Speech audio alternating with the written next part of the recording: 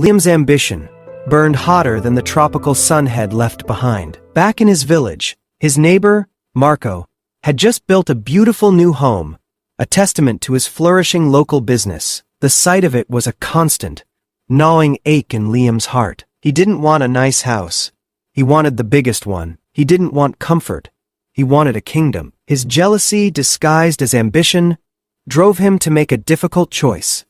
He would go to the city of gleaming skyscrapers and endless opportunities, leaving his wife, Alara, and their young son behind. The first few years were a blur of work, sacrifice, and dizzying success. Liam started small, with a food stall selling traditional dishes. His grit and determination turned it into a small chain of restaurants. He was making more money than he had ever dreamed possible. But with each new zero in his bank account, his desire for more intensified. When Alara would call, her voice a mix of love and longing, she would plead with him, "Come home, Liam. Our son is growing so fast, he misses you." Each time, Liam's response was the same. "Just a little longer, my love. I'm building a legacy for us." His latest venture was a real estate development, a project that promised to multiply his wealth 10 times over. He was on the brink of becoming a true tycoon. He pushed aside Alara's pleas, ignoring the cracks that were starting to form in their once unbreakable bond. "I'm so close, Alara," he would tell her. "Just one more deal." But there was always one more deal.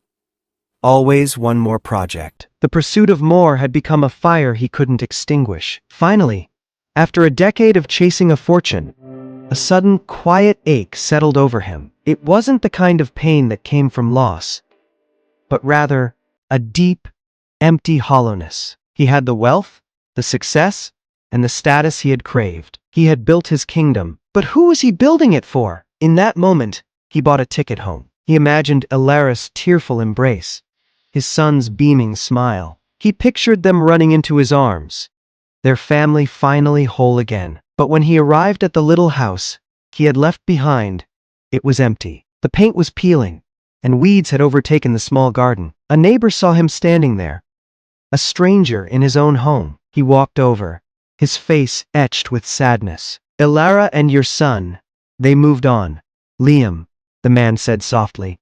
"She waited for you, year after year. She finally realized you were never coming back. She found a new life, a new home, and a new happiness with someone who was present." Liam stood there, the weight of his fortune suddenly feeling like a crushing burden. He had climbed the mountain of success, only to find himself at the peak, completely alone. The grand house he had dreamed of building, the legacy he had promised, all of it was meaningless. He had lost the one thing money could never buy: his family. Luke 12 verse 15 says, "And he said to them, 'Take care. Be on your guard against all kinds of greed, for one's life does not consist in the abundance of possessions.'" This story serves as a powerful reminder that true wealth isn't measured in money or material possessions, but in the connections we nurture with the people we love. Ambition is a powerful force, but when it consumes us and blinds us to what truly matters, it becomes a path to loneliness and regret. Welcome to our channel, Youth on the Rock. Jesus is the rock. Like, share, and subscribe to our channel.